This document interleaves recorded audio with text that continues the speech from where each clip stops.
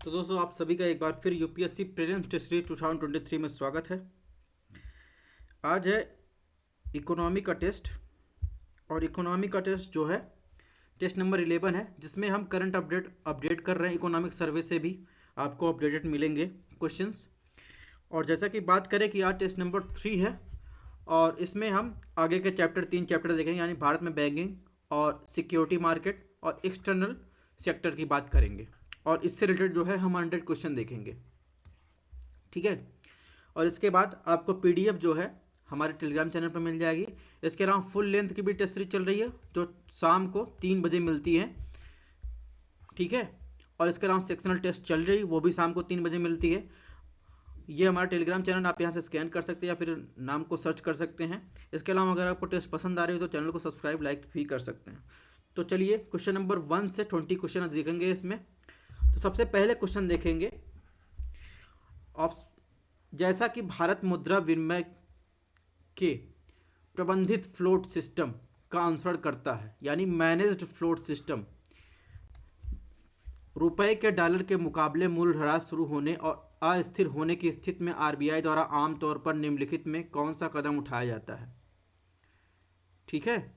यानी as India follows the manage float system of the currency exchange, which of the following things are usually done by RBI in case rupee starts depreciating against the dollar and becomes volatile. तो आपको बताना है, इसमें से 4 option दिए गए हैं, उसे बताना है आपको आरबीआई कौन सा कदम उठाता है। ऑप्शन 1 अधिक मुद्रा प्रिंट करना।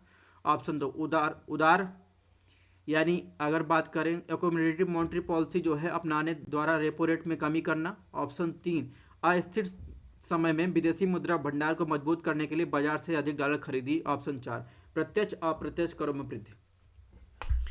तो आपको बताना है कि जब रुपए के डॉलर के मुकाबले मूल्यह्रास शुरू होता है या और अस्थिर होने की स्थिति रहती है तो आरबीआई कौन सा कदम उठाता है इन चारों में से। ठीक है। तो दोस्तों अगर थोड़ा सा हम आपको मनी मार्केट के बारे में समझाएं तो मनी एक्सचेंज मार्केट के में क्या वो डिमांड और सप्लाई पर डिपेंड रहता है। ठीक है।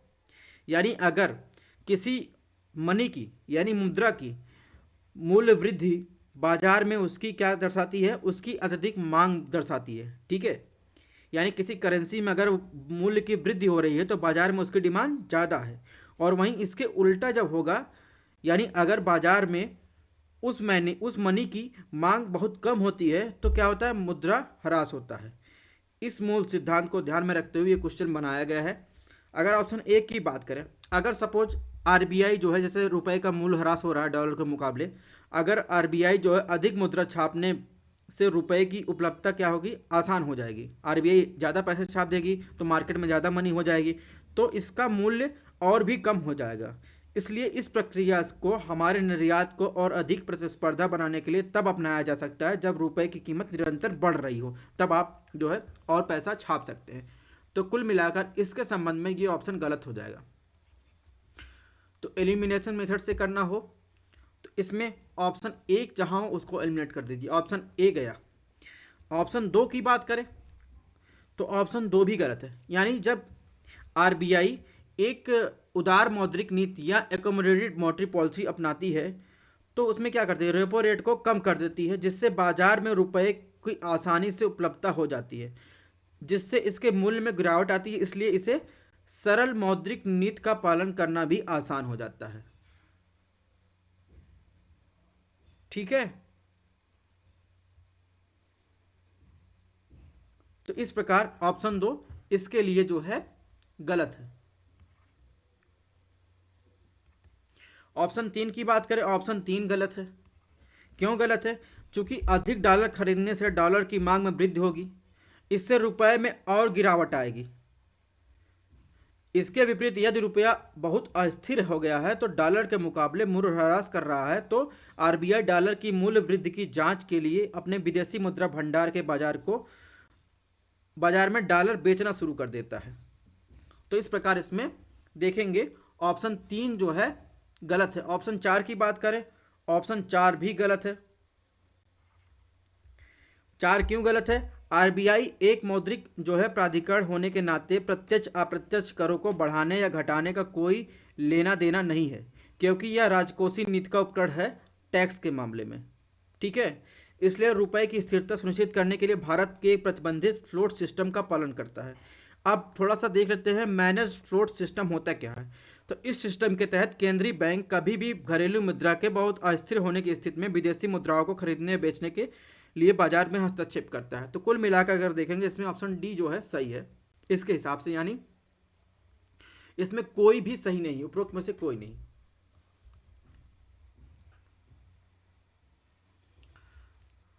नेक्स्ट बात करते हैं क्वेश्चन नंबर 2 की। इसमें पूछा उत्कर्ष 2022 अक्सर समाचार पत्रों में देखा गया है, किससे संबंधित। ऑप्शन 1 ऋण गतिविधियों व्यवसाय क्षेत्र को बढ़ावा देने के लिए आरबीआई द्वारा मात्रात्मक सरलीकरण है। ठीक है, यानी quantitative easing scheme. Option B अक्षय ऊर्जा उत्पादन क्षमता बढ़ाने के लिए अक्षय ऊर्जा ढांचा। ऑप्शन सी एमएसएमई क्षेत्र में के पुनरुद्धार यानी रीस्ट्रक्चर करने के लिए यानी रिवाइवल के लिए उत्पादन से जुड़ी प्रोत्साहन योजना। ऑप्शन डी आरबीआई के नियामक और पर्यवेक्षी कार्यों में सुधार के लिए मध्यवर्ती रोडमैप। तो उत्कर्ष 2022 भारतीय रिजर्व बैंक की मध्यम अवधि की रणनीति का ढांचा है। ठीक है, तो कुल मिलाकर देखेंगे इसमें ऑप्शन डी इससे संबंधित है।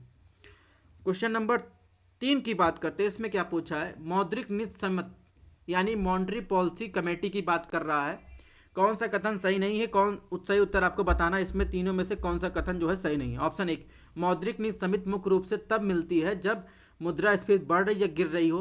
ऑप्शन 2 भारतीय रिजर्व बैंक के गवर्नर को सामान्य परिस्थितियों में मतदान करने की अनुमति नहीं है और किसी निर्णय के पर गतिरोध की स्थिति में वह निर्णायक मत दे सकता है।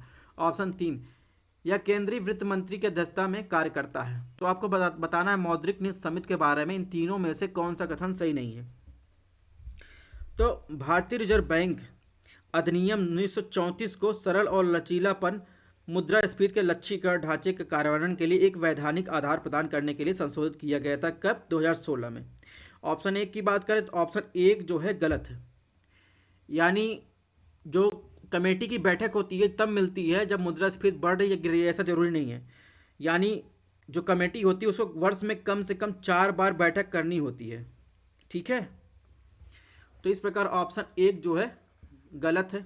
ऑप्शन 2 की बात करें, ऑप्शन 2 भी गलत है, यानी कमेटी के प्रत्येक सदस्य के पास एक मत होता है और मतों की समानता की स्थिति में गवर्नर के पास दूसरा निर्णायक मत होता है। ऑप्शन 3 की बात करें, ऑप्शन 3 भी गलत है। तो जैसा कि आपको पता होगा कि इस कमेटी की अध्यक्षता जो है आरबीआई के जो है गवर्नर जो उसके पदेन अध्यक्ष होते हैं वो करते हैं। तो इस प्रकार देखेंगे इसमें कौन सा सही नहीं है, यानी तीनों सही नहीं है। तो इसके हिसाब से उत्तर क्या सही होगा, इसके हिसाब से उत्तर जो है ऑप्शन डी सही होगा। क्वेश्चन नंबर 4 की बात करते हैं। 4 में क्या पूछा है, जब बैंक उच्च ब्याज दरों की पेशकश करते हैं तो बाजार में बॉन्ड कीमतें में गिरावट घट जाती है। ठीक है, क्यों? इसकी चर्चा इस बार जो है आप देखेंगे इकोनॉमिक सर्वे में भी की जाती है, बॉन्ड यील्ड की बातें की जाती हैं। तो अगर बात करें, अगर बैंक उच्च ब्याज दरों की पेशकश करते हैं तो बाजार की बॉन्ड कीमतें घट जाती हैं। क्यों? क्योंकि इन 4 ऑप्शन दिए गए हैं। 4 ऑप्शनों में अगर देखेंगे तो बॉन्ड निवेश प्रतिभूत है यानी सिक्योरिटी है, जहां एक निवेशक नियमित ब्याज भुगतान के बदले एक निश्चित अवधि के लिए किसी कंपनी या सरकार को पैसा उधार देता है। ठीक है, जब बैंक की ब्याज दर बढ़ती है तो बाजार में बॉन्ड की कीमतें कम हो जाती है। आमतौर पर जब बैंक की ब्याज दर बढ़ती है तो निवेशक अपना पैसा बैंकों में जमा करते हैं, क्योंकि इससे निवेशक को उसी राशि के साथ जो बॉन्ड खरीदता है उच्च रिटर्न प्राप्त होगा जो पहले बॉन्ड के निवेश करने से प्राप्त होता था। तो यह बाजार में बॉन्ड की मांग को कम कर देता है और इससे बॉन्ड की कीमतों को कम हो जाती हैं। ठीक है, तो इस प्रकार देखेंगे कुल मिलाकर इससे ऑप्शन सी होगा, यानी बैंक दरों के माध्यम से अर्जित किए जा सकने वाले रिटर्न की तुलना में तुलनात्मक रूप से कम रिटर्न देगा। ठीक है, जब ब्याज बैंकें जो है ब्याज दरें उच्च कर देती है। क्वेश्चन नंबर 5 की बात करें तो गवर्नमेंट सिक्योरिटी या सरकार द्वारा जारी प्रतिभूति के बारे में कौन सा कथन सही नहीं है, आपको सही उत्तर बताना है। ऑप्शन 1 सरकार अपनी विभिन्न विकासात्मक परियोजनाओं को पूरा करने के लिए इक्विटी और ऋण प्रतिभूतियां जारी करती है। ऑप्शन 2 व्यक्ति और विदेशी पोर्टफोलियो निवेशक भी सरकारी प्रतिभूतियों में निवेश कर सकते हैं। ऑप्शन 3 सरकारी प्रतिभूतियां बाजार का प्रबंधन और विनियमन सेबी द्वारा किया जाता है। ऑप्शन 4 सरकारी प्रतिभूतियों में चूक का कोई भी जोखिम नहीं होता है और इन्हें जोखिम मुक्त गिल्ट धारित लिखित भी कहा जाता है। तो इसमें आपको बताना है, एक सेकंड, तो इसमें बताना है कि गवर्नमेंट सिक्योरिटी के संबंध में इन चारों में से कौन सा कथन जो है सही है। तो अगर गवर्नमेंट सिक्योरिटी की बात करें तो केंद्र सरकार या राज्य सरकार द्वारा जारी एक व्यापार योग्य साधन है। सरकार केवल ऋण प्रतिभूतियां जारी करती है, इक्विटी प्रतिभूतियां नहीं, ये आपको ध्यान रखना है। सरकार केवल क्या करती है, ऋण प्रतिभूतियां जारी करती है, ठीक है, यानी डेब्ट सिक्योरिटी जारी करती है। तो इस प्रकार ऑप्शन एक जो है गलत। ऑप्शन दो की बात करें, ऑप्शन दो सही है, यानी व्यक्ति और विदेशी पोर्टफोलियो निवेशक भी सरकारी प्रतिभूतियों में निवेश कर सकते हैं। ऑप्शन तीन की बात करें, ऑप्शन तीन गलत है, यानी सरकारी प्रतिभूतियां बाजार आरबीआई द्वारा विनियमित और प्रतिबंधित किया जाता है। और इसके अलावा अगर बात करें ऑप्शन फोर की, तो ऑप्शन फोर सही है, ठीक है। यानी अगर बात करें कौन सा कथन जो है इसमें पूछा सही नहीं है, तो इसमें एक और तीन सही नहीं है, यानी ऑप्शन बी जो होगा इसके हिसाब से सही होगा। क्वेश्चन नंबर 6 की बात करते हैं। निम्नलिखित में वित्तीय साधनों पर विचार कीजिए, कौन सा मुद्रा बाजार में निम्नलिखित में किसका कारोबार होता है? नगद प्रबंधन बिल यानी cash management bill, sovereign gold bond, collateralise borrowing and lending obligation, certificate of deposit, commercial papers. आपको बताना है वित्तीय मार्केट में या वित्तीय साधनों पर अगर बात करें तो जो मनी मार्केट होता है उनमें निम्नलिखित में इन चारों पांचों में से किसका कारोबार होता है? तो इसमें देखेंगे मनी मार्केट की बात करें तो उसमें जो फाइनेंस के रूप में अगर बात करें तो इसमें पांचों में से एक तो कैश मैनेजमेंट बिल, ठीक है, इसके अलावा अगर बात करें कोलेटराइज बोरोइंग एंड लेंडिंग ऑब्लिगेशन, ठीक है, इसके अलावा अगर बात करें तो सर्टिफिकेट ऑफ डिपॉजिट और इसके अलावा कमर्शियल पेपर, इन सब का जो है यूज होता है मनी मार्केट में वित्तीय साधन के रूप में। ऑप्शन बी, यानी वित्तीय बाजार सामान्यतः दो प्रकार के होते हैं, एक अल्पकालिक वित्तीय बाजार जिसे मुद्रा बाजार के रूप में जाना जाता है, तो जबकि दूसरा जो है दीर्घकालिक वित्तीय बाजार जिसे पूंजी बाजार के रूप में जाना जाता है। तो ये क्या कर रहा है, मनी मार्केट अल्पकालिक वित्तीय बाजार के बारे में बात कर रहा है।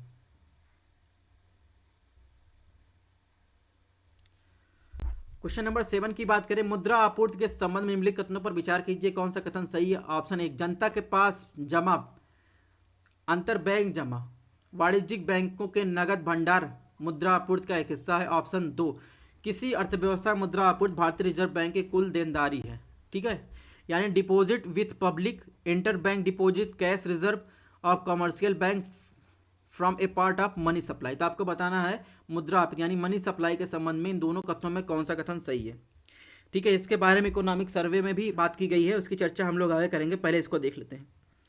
ऑप्शन एक की बात करें तो एक विशेष समय पर जनता के बीच जो सर्कुलेशन में मुद्रा है, कुल स्टॉक है, उसको क्या कहते हैं, मुद्रास्फीति कहा जाता है, सॉरी मुद्रा आपूर्ति का क्या कहा जाता है, मनी सप्लाई कहा जाता है। आरबीआई जो होता है इस मनी सप्लाई को चार वैकल्पिक उपायों के आंकड़ों से प्रकाशित करती हैं, इनकी चर्चा हम आगे करेंगे। बहरहाल जो है ये जो बात कर रहा है ये गलत है, ऑप्शन एक, ठीक है। ऑप्शन दो की बात करें तो ऑप्शन दो भी गलत है, यानी देश में मौद्रिक प्राधिकरण आरबीआई की कुल देनदारी को मौद्रिक उधार या उच्च शक्ति वाला हाई पावर्ड मनी या आरक्षित धन यानी M0 कहा जाता है, ठीक है। अब M0 क्या होता है इसकी चर्चा हम लोग आगे करेंगे। तो कुल मिलाकर इसमें ऑप्शन डी जो होगा सही होगा।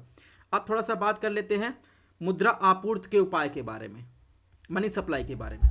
पहला क्या है, हाई पावर्ड मनी यानी M0, मौद्रिक आधार बेस मनी भी कहा जाता है। M0 का मतलब होता है चलन में मुद्रा प्लस आरबीआई के पास बैंकों में जमा राशि प्लस आरबीआई के पास अन्य जमा, तो इसे क्या कहते हैं, M0 यानी हाई पावर्ड मनी। अब इसमें अगर हम बात करें तो अगर डिपॉजिट मनी यानी मांग जमा राशि जोड़ देंगे तो क्या आ जाएगा, M1।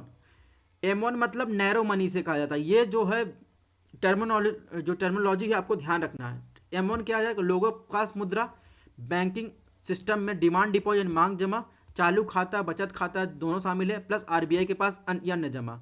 अगर M2 की बात करेंगे तो M2 में M1 प्लस डाकघर बचत बैंकों में जमा राशि, ठीक है, ये चार्ट है, ये दर्शाया गया। अब इसमें M0 क्या है, हाई पावर्ड मनी, ठीक है। नैरो मनी किसे कहते हैं, M1 को कहते हैं। इसके अलावा अगर बात करें ब्रॉड मनी क्या कहते हैं, ब्रॉड मनी कहते हैं M3 को, ये ध्यान रखना है। M3 में क्या आ जाता है, M1 आ जाता है। M1 प्लस बैंकिंग सिस्टम में जो है टाइम डिपॉजिट। M4 की बात करें तो M3 प्लस डाकघर बचत बैंकों के पास सभी जमा राशि। ठीक है, अगर बात करें इकोनॉमिक सर्वे 2022-23 में तो रिजर्व मनी, ठीक है, यानी हाई पावर्ड मनी और ब्रॉड मनी M3 में वर्ष दर वर्ष यानी अगर बात करें तो 10.3% से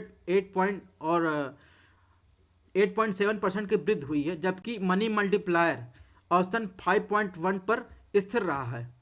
ठीक है, अभी मनी मल्टीप्लायर के बारे में हम लोग आगे चर्चा करेंगे। ठीक है, तो ये कुछ फॉर्मूला दिए गए M1 का, M2 का, M3 का, M4 का, जिसके बारे में चर्चा की गई है। अब आपको दिखाते हैं मनी मल्टीप्लायर M0। तो ये क्या, जब से आरबीआई ने टाइट मनी पॉलिसी लागू की है तो कैश रिजर्व के रूप में अपने पास ज़्यादा बैंक डिपॉजिट जो है आरबीआई के पास ज़्यादा रखने लगे हैं, इसलिए जो है मनी सप्लाई जो है M0 जो है हार्ड करेंसी जो है वो बढ़ा है। इसके अलावा अगर बात करें तो मनी मल्टीप्लायर में जो है वो कुछ ज़्यादा बदलाव नहीं आया है। उसका कारण की बात करें तो यूक्रेन रसिया वार चल रहा है, तो इसमें क्या हुआ, टेम्प्रोरी जो है इंक्रीज करने पब्लिक क्या अपने पास जो है कैश रखती है, बैंकों में जमा नहीं करती है। ठीक है, अब इसमें देखते हैं, यहां पर लिखा है मनी मल्टीप्लायर। मनी मल्टीप्लायर यह बताता है कि कैसे मौद्रिक आधार में वृद्धि से मुद्रा आपूर्ति कई गुना बढ़ जाए। इसे ब्रॉड मनी M3 और रिजर्व मनी M0 के अनुपात में जो है रखा जाता है। अब रेपो रेट क्या है, गवर्नमेंट सिक्योरिटी क्या, ट्रेजरी बिल क्या है, राज्य विकास, ये सब जो है इसमें दिया गया। अब इसमें देखिए एक इकोनॉमिक सर्वे में दिखाया गया सख्त यानी टाइट मॉनेटरी पॉलिसी। इसका उद्देश्य क्या होता है, आरक्षित दरों रिजर्व रेपो की ब्याज दरों में वृद्धि करके खुले बाजार यानी मार्केट के माध्यम से, ओपन मार्केट के माध्यम से मुद्रा की आपूर्ति को कम करना, यानी मार्केट से पैसा खींच लेना अपने पास। ठीक है, क्वेश्चन नंबर 8 की बात करते हैं। भारत में प्रयुक्त विनिमय यानी एक्सचेंज के माध्यमों में संदर्भ में निम्नलिखित कथनों पर विचार करें और निम्नलिखित में किसे फिएट मनी माना जाता है। ठीक है, बिटकॉइंस, चेक, डिमांड ड्राफ्ट, सिक्का, नोट्स, या अगर बात करें सिक्का और नोट्स की बात, मुद्रा की बात कर रहे हैं, तो किसे फिएट मनी माना जाता है भारत के एक्सचेंज मार्केट में। फिएट मनी की परिभाषा आपको पता होगा, चलिए पहले फिएट मनी बता देते हैं क्या होता है। फिएट मनी होता है आमतौर पर पैसे के वर्गीकरण से जुड़ा है और किसी देश की सरकार द्वारा उपयोग किए के लिए अधिकृत मुद्रा जो होता है फिएट मनी होती है। ऑप्शन ए की बात करें तो ये जो है सरासर इससे अलग है। ठीक है, ऑप्शन 2 और 3 की बात करें, चेक और डिमांड ड्राफ्ट, ये भी नहीं है। क्यों नहीं है, क्योंकि हालांकि चेक और डिमांड ड्राफ्ट का उपयोग अक्सर बैंकिंग लेन देन में किया जाता है, फिर भी वो फिएट मनी की श्रेणी में नहीं आते, क्योंकि उन्हें लेन देन के तरीकों के रूप में खारिज किया जा सकता है। यानी कोई जो है स्वीकार करने से मना कर सकता है, जिसे स्वीकार करने से मना ना करे वो फिएट मनी होता है। तो इस प्रकार इसमें जो 4 और 5 जो है ये सही होगा। तो इसमें देखेंगे जो ऑप्शन सही होगा, ऑप्शन डी इसमें सही होगा। क्वेश्चन नंबर 9 की बात करते हैं। 9 में क्या पूछा है, यदि भारत सरकार अचानक कुछ नोटों को विमुद्रीकृत कर दे, ठीक है, यानी डीमोनेटाइज कर दे, जैसा कि डीमोनेटाइजेशन हुआ था, और उन्हें नए नोटों के बदलने के निर्णय लेती है, तो इस अचानक हुए विमुद्रीकरण के परिणाम से निम्नलिखित में कौन कौन सी चीज़ें होने की संभावना है। सही उत्तर आपको बताना है, यानी एग्रीगेट डिमांड शॉक यानी सकल मांग आघात होगा, सकल आप यानी एग्रीगेट सप्लाई जो है शॉक हो जाएगी, बाजार की ब्याज दरों में गिरावट होगी, जो लिक्विडिटी जो है क्रंच आ जाएगा, ठीक है, यानी चल निधि की कमी आ जाएगी, यानी आरबीआई के पास जो है देनदारी में वृद्धि हो जाएगी। तो इसमें बताना है अगर जो है डिमोनेटाइजेशन कर दे सरकार तो इसके परिणाम स्वरूप इन पांचों में से क्या होने की संभावना है। तो आपने ये तो महसूस किया होगा कि डिमोनेटाइजेशन के बाद जब 2016 में किया गया था 500 1000 के नोट, तो उससे क्या क्या समस्याएं आई होंगी। तो इसमें अगर बात करें तो एग्रीगेट डिमांड शॉक और दूसरा जो है सकल आपूर्ति आघात पहुंचेगा। क्यों, क्योंकि डिमोनेटाइजेशन विशेष रूप से अचानक किया गया विमुद्रीकरण एक समय मांग आघात उत्पन्न करता है, क्योंकि धन की आपूर्ति को कम करता है और निजी धन को प्रभावित करता है। इससे इस हद तक समय की आपूर्ति आघात भी उत्पन्न किया जा सकता है, आर्थिक गतिविधि और के लिए नगद की आवश्यक इनपुट बना रहे। ऑप्शन 3 की बात करें, ऑप्शन 3 भी जो है सही है, ठीक है, यानी ब्याज दरों में गिरावट आ सकती है। इसके अलावा ऑप्शन 4 की बात करें तो चल निधि में कमी यानी लिक्विडिटी क्रंच भी हो सकता है। और इसके अलावा अगर बात करें तो 5 की तो डिमोनेटाइजेशन से कम एक अस्थायी अवधि के लिए आरबीआई के पास देनदारी को उस हद तक कम कर देता है जब पुराने नोट बैंकिंग सिस्टम में वापस नहीं आ जाते हैं। ठीक है, तो इस प्रकार ये गलत है, यानी 1 2 3 4 सही है, यानी इसमें ऑप्शन सी सही होगा। क्वेश्चन नंबर 10 की बात करते हैं। 10 में क्या पूछा है? 10 में पूछा भारतीय अर्थव्यवस्था के संदर्भ में यदि रेपो दर में कमी की जाती है तो निम्नलिखित में से क्या होने की संभावना अधिक है? ऑप्शन 1, यानी जो रेपो रेट है वो क्या की जाए, कम कर दी जाए। तो क्या करना है, आरबीआई टाइट मनी पॉलिसी से जो है एकोमोडेटिव मनी पॉलिसी की तरफ आ रहा है। तो क्या मुद्रा जमा अनुपात में वृद्धि, बाजार में पैसे की उपलब्धता में कमी, व्यापार क्षेत्र में बढ़ावा देना। तो आपको बताना है यदि भारतीय अर्थव्यवस्था के संदर्भ में रेपो रेट में कमी कर दी जाए तो उससे क्या होने की संभावना है इन तीनों में से। ठीक है, तो आशा करते हैं ये क्वेश्चन आपका गलत नहीं होगा। तो इसमें मुद्रा जमा अनुपात में वृद्धि होगी, यानी increase in currency deposit ratio. इसके अलावा ऑप्शन 2 की बात करें तो अगर रेपो रेट में कमी करेगा आरबीआई तो बैंकों के पास पैसा ज़्यादा होगा, तो बाजार में पैसा लोन ज़्यादा लेंगे, तो बाजार में पैसे की उपलब्धता बढ़ेगी, कम नहीं होगी, तो ये गलत हो जाएगा। ऑप्शन 3 की बात करें तो व्यापार क्षेत्र को बढ़ावा मिलेगा, क्योंकि लोन ज़्यादा मिलेगा, कारोबारी सस्ता लोन पाएंगे और वो व्यवसायिक गतिविधियों को बढ़ावा देंगे। इस प्रकार इसमें 1 और 2 सही है, यानी अगर बात कर 1 और 3 सही, यानी ऑप्शन सी सही है। क्वेश्चन नंबर 11 की बात कर लेते। 11 क्या पूछा है? भारतीय अर्थव्यवस्था के संदर्भ में यदि मनी मल्टीप्लायर का मूल्य 2 है तो यह क्या दर्शाता है? ऑप्शन 1, रेपो रेट कम करेगा भारतीय reserve bank of India RBI. Option B, अर्थव्यवस्था में वित्तीय समावेशन, गरीबी की कमी। ऑप्शन सी, डॉलर के मुकाबले भारतीय रुपया मजबूत होगा। ऑप्शन डी, मुद्रा आपूर्ति प्रारंभिक उच्च शक्ति वाले धन या मौद्रिक आधार से दोगुना होगा। अभी मनी मल्टीप्लायर के बारे में मैंने जो है चार्ट में आपको समझाया था क्या होता है। तो इस प्रकार देखेंगे तो मुद्रा यानी मनी मल्टीप्लायर की अवधारणा को समझने के लिए अगर हम बात करें तो आंशिक आरक्षित बैंकिंग सिस्टम को समझें जो मुद्रा निर्माण की प्रक्रिया का आधार है। जैसे पैसे को बैंक द्वारा उपलब्ध कराया जाता है, जब वे ऋण जारी करते हैं तो बैंक ऋण पर लगाए गए ब्याज दरों के लाभ कमाते हैं। ठीक है, हालांकि भारतीय रिजर्व बैंक के निर्देशों के अनुसार एक निश्चित प्रतिशत का जमा राशि रिजर्व के रूप में रखने के बाद बैंक पैसे उधार देते हैं। तो इस प्रकार क्या होता है, जो ऋण देकर लाभ कमा सकते हैं, क्योंकि उन्हें अपनी तिजोरियों में जमा धन को केवल एक अंश ही आरक्षित के रूप में रखने की आवश्यकता यानी पात्रता दी गई है। ठीक है, शेष वे दूसरे लोगों को उधार देते हैं। तो कुल मिलाकर जो क्या होता है, तो मनी मल्टीप्लायर की बात करें तो M3 मनी सप्लाई बटा M0 यानी पावर्ड मनी। ठीक है, ये इसका परिभाषा। यदि ये मनी मल्टीप्लायर 2 है जैसा कि प्रश्न में दिया गया है तो इसका सीधा अर्थ है, अगर ये सब आपको ना समझ में आ रहा हो, कि शुरुआत में दिए गए मौद्रिक आधार और मुद्रा आपूर्ति के साथ आरबीआई आंशिक आरक्षित बैंकिंग के माध्यम से प्रारंभिक राशि को 2 गुना करने के लिए धन आपूर्ति को बढ़ाने के लिए सक्षम है। ठीक है, तो इस प्रकार इसमें ऑप्शन डी जो होगा वो सही है। क्वेश्चन नंबर 12 की बात करें, निम्नलिखित में कौन सा मौद्रिक नीति के उद्देश्य है? नीचे दिए गए कथनों का आपको सही उत्तर बताना है। ऑप्शन 1 की बात करें, मूल्य स्थिरता बनाए रखना। ऑप्शन 2, अर्थव्यवस्था में उत्पादक क्षेत्रों को ऋण पर्याप्त प्रवाह सुनिश्चित करना। ऑप्शन 3, वित्तीय स्थिरता प्राप्त करना। ऑप्शन 4, भारत सरकार के खर्चों को कम करना। तो आपको बताना है मॉनेटरी पॉलिसी के उद्देश्य क्या क्या है। तो अगर उद्देश्यों की बात करें तो इसमें जो है मूल्य की स्थिरता को बनाए रखना, अर्थव्यवस्था में उत्पादक क्षेत्रों के ऋण के पर्याप्त प्रवाह को सुनिश्चित करना, इसके अलावा वित्तीय स्थिरता प्राप्त करना, ये जो है मॉनेटरी पॉलिसी के उद्देश्य हैं। भारत सरकार के खर्चों को कम करना ये जो है इसका हिस्सा नहीं है। ठीक है, मौद्रिक नीति का। तो इसमें ऑप्शन डी जो होगा वो सम्मिलित होगा।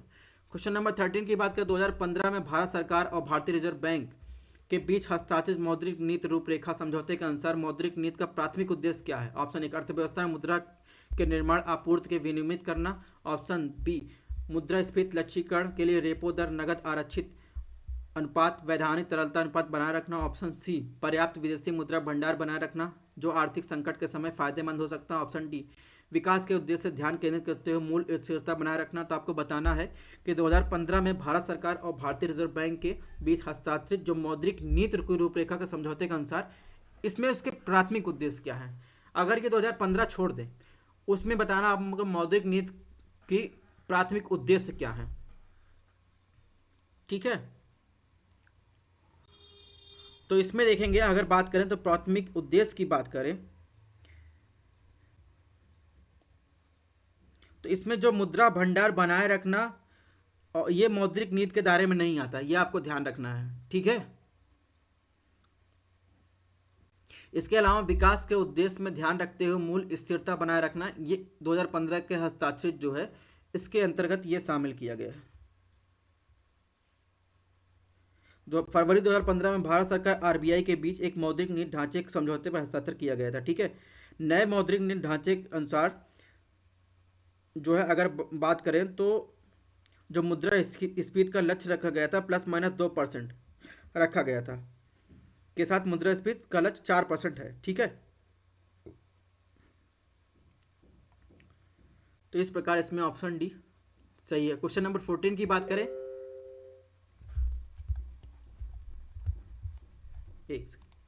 क्वेश्चन नंबर 14 की बात करें, वह ब्याज दर जिस पर रिजर्व बैंक पात्र सरकारी प्रतिभूतियां या संपार्श्विक के विरुद्ध बैंकों से ओवरनाइट आधार पर चल निधि अवशोषित करता है वह है, यानी the interest rate at which the reserve bank absorb liquidity on the overnight basis from the bank against the collector of eligible government security is repo rate, सीमांत अस्थायी सुविधा, रिवर्स रेपो, खुला बाजार परिचालन।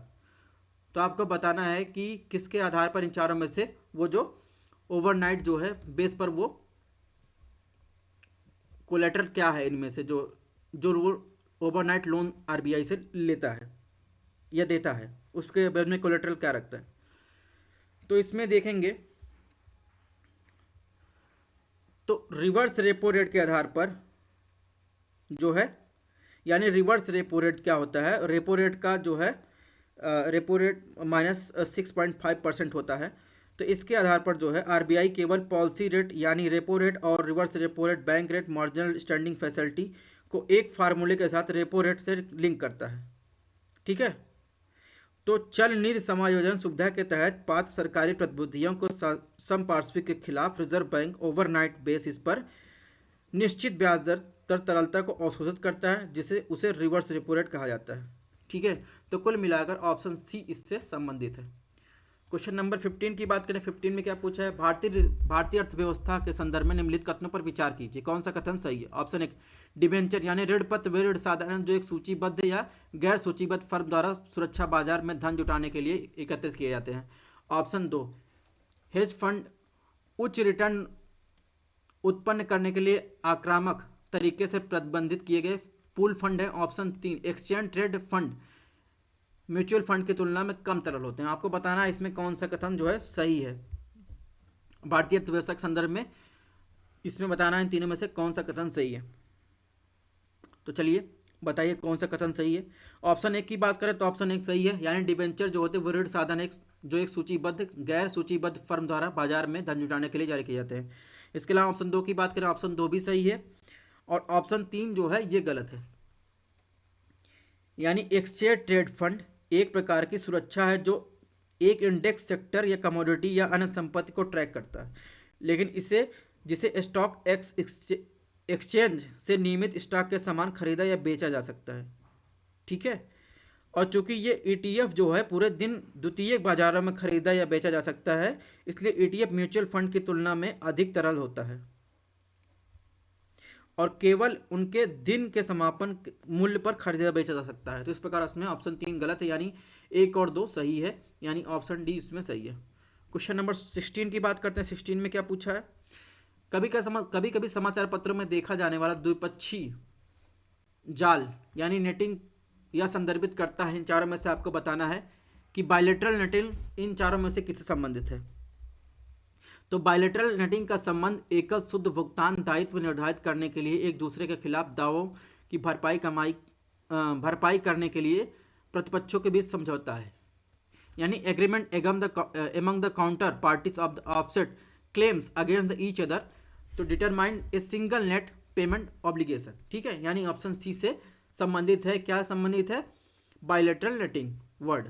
ठीक है, क्वेश्चन नंबर 70 की बात करें तो म्यूनिसिपल नगर पालिका बॉन्ड के संदर्भ में निम्नलिखित कथनों पर विचार कीजिए, कौन सा कथन सही है। ऑप्शन 1, नगर पालिका बॉन्ड राज्य और स्थानीय सरकारों द्वारा जारी क्या है, ऋण प्रतिभूतियां हैं। Option 2, stock exchange municipal bond का कारोबार नहीं किया जा सकता है। तो आपको बताना है इन दोनों में से कौन सा कथन जो है सही है। म्यूनिसिपल बॉन्ड यानी नगर पालिका बॉन्ड पत्र के संबंध में इन दोनों में से कौन सा कथन सही है। ऑप्शन 1 की बात करें तो ऑप्शन 1 जो है बिल्कुल सही है, नगर पालिका बॉन्ड राज्य स्थानीय सरकारों द्वारा जारी है, क्या है, सिक्योरिटी है, ऋण सिक्योरिटी है एंड डेप्ट सिक्योरिटी है। ऑप्शन 2 की बात करें तो ऑप्शन 2 गलत है, यानी उनका स्टॉक एक्सचेंज की कारोबार में किया जा सकता है। यूपी सरकार ने बॉम्बे स्टॉक एक्सचेंज में लखनऊ नगर निकाय के 200 करोड़ रुपए के बॉन्ड सूचीबद्ध किए हैं। ठीक है, तो इस हिसाब से ये गलत हो जाएगा, तो इसमें ऑप्शन 1 सही होगा। क्वेश्चन नंबर 18 की बात कर लेते हैं। पेमेंट्स इंफ्रास्ट्रक्चर डेवलपमेंट फंड भुगतान अवसंरचना विकास कोष यानी PIDF योजना हाल ही में खबरों में रही। तो PIDF के संदर्भ में निम्नलिखित कथनों पर विचार कीजिए, कौन सा कथन सही। ऑप्शन 1, इसका उद्देश्य टीयर 3 से टीयर 6 केंद्रों में अधिक डिजिटल भुगतान अवसंरचना की तैनाती को प्रोत्साहित करना। ऑप्शन 2, निधि का उपयोग केवल अनुसूचित वाणिज्यिक बैंकों यानी अगर बात करें तो शेड्यूल्ड कॉमर्शियल बैंक को सब्सिडी देने के लिए किया जाएगा। ऑप्शन 3, फंड में 1000 करोड़ रुपए की कोष है। तो आपको बताना है पेमेंट इंफ्रास्ट्रक्चर डेवलपमेंट फंड के बारे में जो हाल ही में न्यूज में रहा, उसके संबंध में इन तीनों कथनों में कौन सा कथन सही है। ऑप्शन 1 की बात करें तो ऑप्शन 1 बिल्कुल सही है। ठीक है, यानी टीयर 3 से टीयर 6 केंद्रों में अधिक डिजिटल पेमेंट अवसंरचना की तैनाती को प्रोत्साहन करना है। इसके अलावा ऑप्शन 2 की बात करें तो ऑप्शन 2 गलत है। ठीक है, कोष का उपयोग बैंकों और गैर बैंकों को भुगतान अवसंरचना पर लागू करने के लिए सब्सिडी देने के लिए किया जाएगा, जो विशिष्ट लक्ष्यों को प्राप्त करने के लिए निर्भर होगा। ऑप्शन 3 की बात करें तो ऑप्शन 3 भी गलत है, यानी अगर बात करें वर्तमान में इसमें 345 करोड़ रुपए, जिसमें RBI 250 करोड़ रुपए और इसके अलावा देश के प्रमुख अधिकृत कार्ड नेटवर्क जो है 95 करोड़ रुपए का कोष जो है दान मतलब लगाया है। इसमें टोटल 345 करोड़ रुपए इसमें परियोजना में लगे हैं, फंड बना है उसका। तो इस प्रकार इसमें ऑप्शन 1 जो है सुमेलित होगा। क्वेश्चन नंबर 90 की बात करें तो 19 में पूछा है, हाल ही में भारतीय बीमा निगम LIC और भारतीय सामान्य बीमा निगम यानी GIC और न्यू इंडिया बीमा निगम को घरेलू प्रणालीगत रूप से महत्वपूर्ण बीमा करता है यानी DSII के रूप में घोषित किया गया है। इसका अनिवार्य रूप से तात्पर्य है, कौन सा कथन सही है। ऑप्शन 1, इन संस्थानों को निरंतर कार्य देश की वित्तीय सिस्टम के लिए महत्वपूर्ण है। ऑप्शन 2, वे RBI द्वारा अतिरिक्त नियामक पर्यवेक्षण के अधीन होंगे। तो आपको बताना है इसमें DSII जो दिया गया है इनको, इसके बारे में दोनों में से कौन सा कथन सही है। तो इसकी चर्चा जो है अगर बात करें तो घरेलू व्यवस्थित रूप से महत्वपूर्ण बीमाकर्ता की बात करें तो DII ऐसे आकार होते हैं बाजार महत्व और घरेलू और वैश्विक अंतर संबंधी बीमाकर्ता को संदर्भित करते हैं। ठीक है, ऑप्शन 1 जो है सही है, यानी इन संस्थानों का निरंतर कार्य देश के वित्तीय प्रणाली के लिए महत्वपूर्ण है। LIC और इन सब LIC, SBI और HDFC ये बड़े बैंकिंग सेक्टर हैं और NBFC है, उनको टू बिग टू फेल के रूप में जाना जाता है। ठीक है, यानी अगर ये फेल हो गए तो अर्थव्यवस्था भारत की चरमरा जा सकती है। ठीक है, सिंपल लैंग्वेज में। ऑप्शन 2 की बात करें, ऑप्शन 2 जो है इसमें गलत है, यानी अगर बात करें तो SII को IRDAI द्वारा अतिरिक्त नियामक पर्यवेक्षण के अधीन किया जाना चाहिए। IRDA वार्षिक आधार पर DSII को सूचीबद्ध करेगा। इस प्रकार इसमें ऑप्शन 2 गलत है, यानी ऑप्शन A जो होगा वो सही होगा। क्वेश्चन नंबर 20 की बात करेंगे। सेल कंपनी के बारे में आप सभी समाचार पत्रों में देख सकते हैं। अभी अडानी के मैटर में विपक्ष जो है और कई सारे जो है न्यूज एजेंसियां जो है सेल कंपनी की बात कर रहा है कि यहाँ उनका पैसा यहाँ इन्वेस्टमेंट है। उसके बारे में आपको देखना है कि इन चारों में से सेल कंपनी शब्द जो है सही उसका अर्थ क्या है। इसका अर्थ क्या है? तो देश में सक्रिय व्यवसाय संचालन वाली कंपनी ऑप्शन 2, एक कंपनी जिसमें लोग नियमित अंतराल पर योगदान करते हैं और आवंटन के आधार पर कमाते हैं। ऑप्शन सी, सक्रिय व्यवसाय संचालन के बिना एक कंपनी और कानून प्रवर्तन या जनता के व्यवसाय के स्वामित्व को छिपाने के लिए उपयोग किया जाता है। ऑप्शन डी, कंपनी का लक्ष्य अपने सदस्यों के बीच मितव्ययता और बचत की आदतों को बढ़ावा देना। तो आपको बताना सेल कंपनी में से इन चारों में से कौन सा कथन सही है। अगर बताएं सेल कंपनी की बात करें सबसे पहले, तो सेल एक होता है, एक सेल निगम सक्रिय व्यावसायिक संचालन या महत्वपूर्ण संपत्ति रहित एक निगम है। इस प्रकार के सभी कंपनी अनिवार्य रूप से अवैध नहीं है, लेकिन कभी कभी इनका उपयोग अवैध रूप से किया जाता है। जैसा कि अगर बात करें कानून प्रवर्तन और जनता के व्यवसाय के स्वामित्व को छिपाने के लिए, एक सेल कॉरपोरेशन के वैध करोड़ों में धन जुटाने, सत्तापूर्ण अधिग्रहण करने, सार्वजनिक होने के लिए एक वाहक के रूप में व्यावसायिक इकाइयों का उपयोग करने वाली स्टार्टअप जैसी चीज़ें शामिल होती हैं। ठीक है, तो इस प्रकार इसमें ऑप्शन सी जो है सेल कंपनी के संबंध में, यानी सक्रिय व्यवसाय संचालन के बिना एक कंपनी और कानून प्रवर्तन या जनता व्यवसाय के स्वामित्व को छुपाने के लिए उपयोग किया जाता है। ठीक है, तो इस प्रकार इसमें ऑप्शन सी सही होगा। प्रीवियस ईयर में क्वेश्चन पूछा गया था 2019 में, किसी अर्थव्यवस्था में मुद्रा गुणक मनी मल्टीप्लायर में निम्नलिखित में से किस एक के साथ साथ बढ़ता है, यानी the money multiplier in the economy increases with which one of the following. Option एक, कैश रिजर्व के अनुपात में वृद्धि। ऑप्शन दो, जनता की बैंकिंग आदतों में वृद्धि। ऑप्शन सी, सामूहिक नकदी अनुपात में वृद्धि। ऑप्शन डी, देश की जनसंख्या में वृद्धि। तो आपको मनी मल्टीप्लायर के बारे में 2019 में क्वेश्चन पूछा गया था, इसके बारे में आपको कमेंट बॉक्स में बताना है कि आपको किसी अर्थव्यवस्था में अगर मनी मल्टीप्लायर जो है निम्नलिखित में किस में से एक के साथ साथ बढ़ता है। तो इन चारों में से आपको ऑप्शन चूज करके बताना है कमेंट बॉक्स में। इसका आंसर नेक्स्ट में चर्चा करेंगे। तो इसकी पीडीएफ आपको हमारे टेलीग्राम चैनल पर मिल जाएगी। अगर आपको टेस्ट पसंद आया, चैनल को लाइक सब्सक्राइब नोटिफिकेशन ऑन कर सकते हैं। डेली 3 बजे टेस्ट होगा आपका। मिलते हैं नेक्स्ट टेस्ट में, तब तक आप लोग अपना ख्याल रखिएगा और क्वेश्चन का कमेंट बॉक्स में आंसर जरूर दीजिएगा।